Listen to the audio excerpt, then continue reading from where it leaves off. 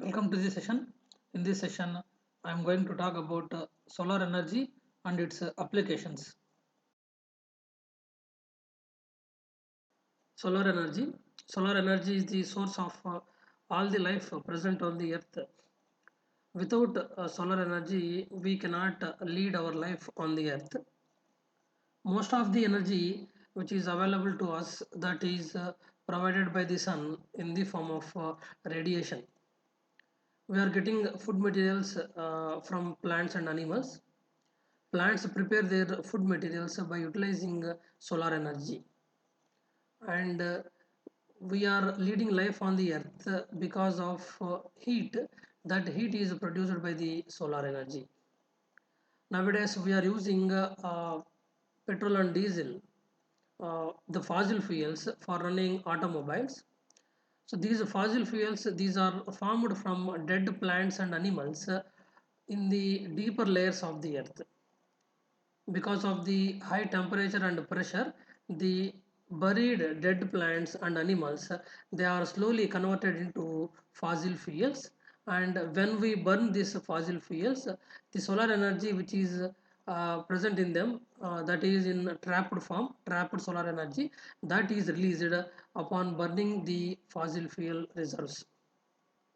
We generate electricity from strong winds, from water, by hydroelectric projects, and also from tides.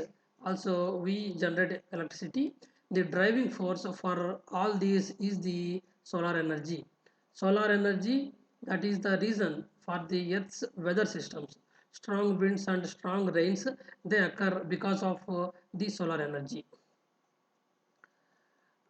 And nowadays we have limited sources of fossil fuels, and we have to leave some fossil fuels for the future generations. That is the reason why we are looking for alternatives to the fossil fuels, and we are relying on the dangerous technologies of nuclear power for generating power. Nuclear fusion, these are the concepts on which we are relying on for generation of power from nuclear energy, but these are very dangerous. So these are not the real alternatives for fossil fuels. The real alternatives for fossil fuels is the solar energy, which is eco-friendly, and no wastes are created by utilization of solar energy in generation of power. Photovoltaic cells are the devices which are used for conversion of sunlight into electricity, and these photovoltaic cells, they work by a physical process, a basic physical process called as photovoltaic effect. When light strikes the photovoltaic cells, the photons will create the new electron hole pairs, thereby generating the electricity. So this is how photovoltaic cells work. As long as the sunlight strikes the photovoltaic cell, electron hole pairs will be created and will be getting the electricity. In photovoltaic cells, no materials are used, no reactants are used, and no products are formed here. No wastage occurs, and it is a renewable process. It is eco-friendly also. Solar cells are composed of various semiconducting materials like silicon, germanium, etc. Semiconducting materials, they are insulators at low temperatures, but when we supply heat or light to them, they become electrically conductive. Most widely used semiconducting material is silicon. Around 95% of the solar cells, photovoltaic cells, they are made with silicon. Semiconductor silicon, that is available in various forms like single crystal silicon, polycrystalline silicon, amorphous silicon, etc. Among these crystalline silicon, that is used for manufacturing crystalline solar cells, and these crystalline solar cells, these are fragile, they are easily broken, and also they bend easily. Silicon is the widely used semiconductor, as it is the second most abundant element in the Earth's crust, and it also has the advantage of being available in sufficient quantities, and additional processing the material does not burden the environment. So processing of a silicon will not damage the environment. It is somewhat eco-friendly compared to other semiconductors, and main advantage of silicon is this is the second most abundant element which is available in the Earth's crust. For producing photovoltaic cells, semiconductors are contaminated by a process called doping. Doping is the process in which the semiconducting material uh, that is mixed with small quantities of impurities. Upon the addition of impurities, either extra positive charge carriers are created, or extra negative charge carriers are created in the semiconductor. So when we combine these two, P-type semiconductor formed by extra positive charges, N-type semiconductor uh, formed by extra or surplus negative charges. So p-type semiconductor layer and n-type semiconductor layer, if they are combined, they lead to formation of a PN junction at the boundary of the two layers. This is called as PN junction diode. This can be used for conversion of sunlight into electricity. Crystalline silicon that has a band gap energy of 1.1 electron volts. So band gap energies of other semiconductors, photovoltaic semiconductors, they range from 1 to 1.6 electron volts. So these are the band gap energies, and in this range, if the incident sunlight, if that has the same energy as the semiconductor material, then that sunlight will be converted into electricity. Okay, so without creation of extra heat, if the energy of the sunlight matches with the band gap energy of the semiconductor, then without creating an extra heat, electron hole pairs can be created, and energy, electricity can be generated. Photovoltaic cells does not convert all the solar energy into electricity. The energy of the solar energy, electromagnetic spectrum, that ranges from 0.5 electron volts to 2.9 electron volts. But the energy band gap of most semiconductors, they range from 1 to 1.6 electron volts, but the total electromagnetic spectrum energy that ranges from 0.5 electron volts to 2.9 electron volts.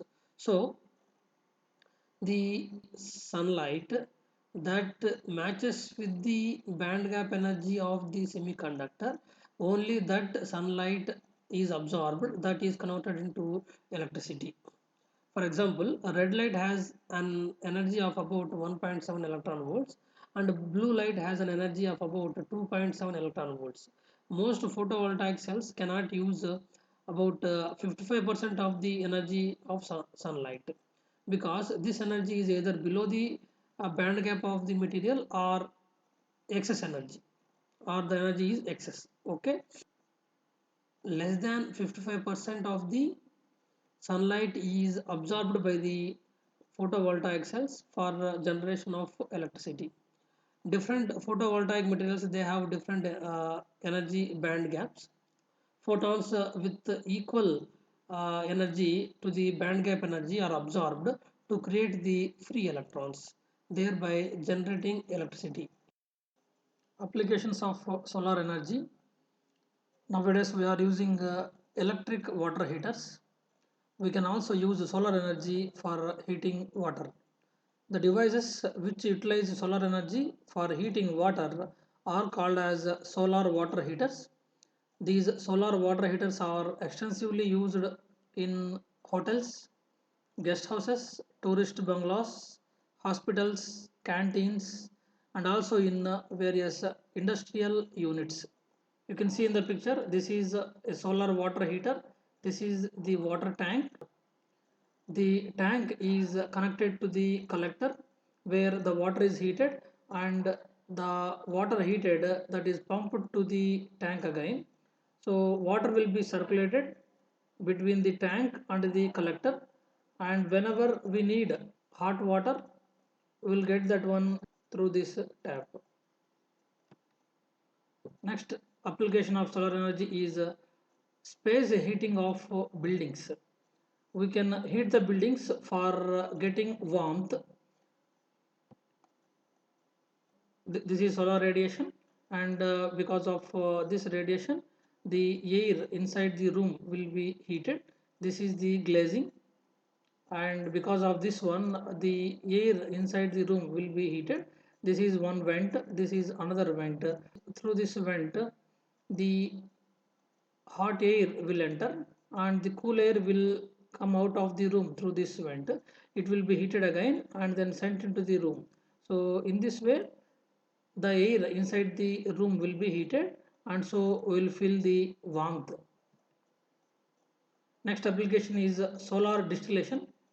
In semi-arid and coastal areas and the areas where rainfall is low, solar energy is used for converting saline water into potable distilled water.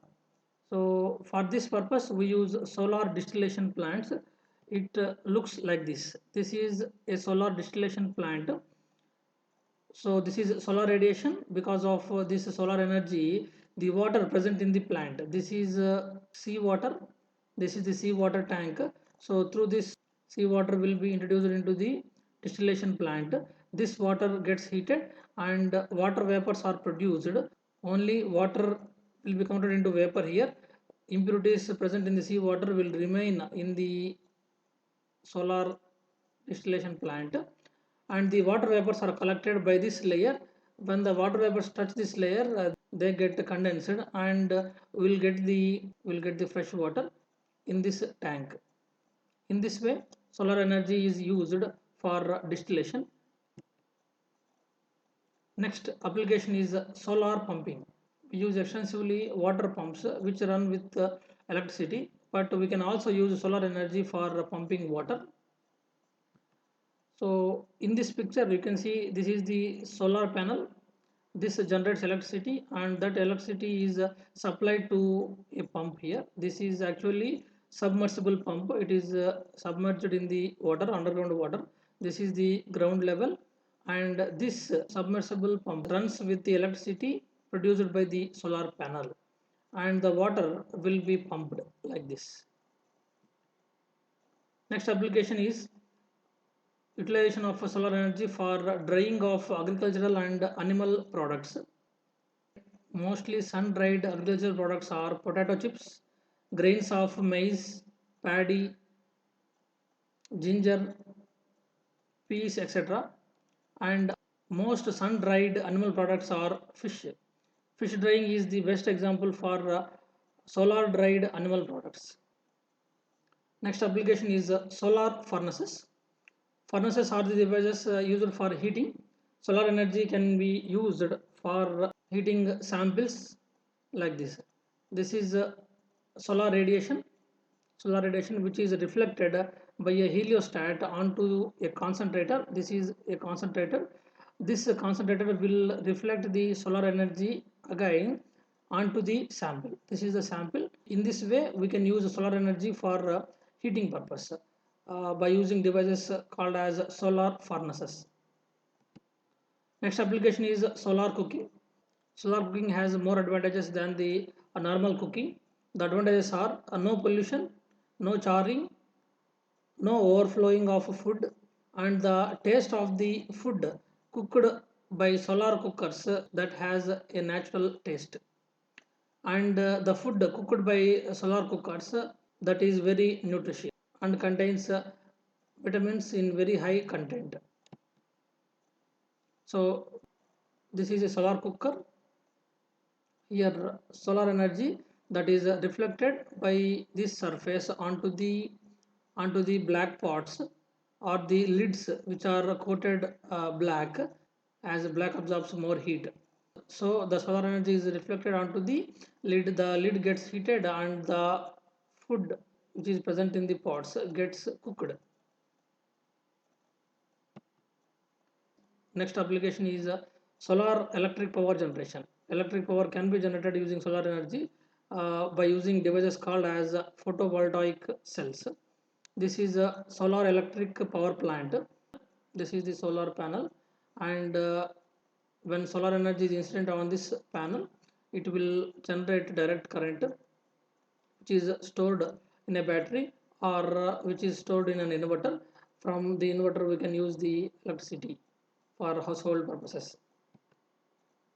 Next application is thermal power generation by using solar energy.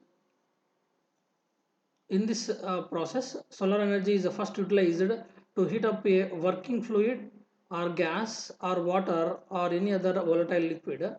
Then the heat energy is converted into mechanical energy, and finally the generator coupled to a turbine converts this mechanical energy into electrical energy. Best example for solar thermal power production is solar plants, and this is a solar thermal power plant. Here solar energy is converted into thermal energy. That thermal energy is stored in thermal energy storage tanks. These are the tanks, and these tanks are connected to steam generator, where steam is produced by utilizing the thermal energy, and the steam is used for running the turbines. Here thermal energy is converted into mechanical energy. The mechanical energy is then converted into electricity. In this way we can generate electricity using solar energy. Next application is solar greenhouses. Solar greenhouse is a structure which utilizes the solar energy for growing plants. Plants can be grown in solar greenhouses, where the temperature and ventilation can be well controlled by utilizing the solar energy. These are the applications of solar energy.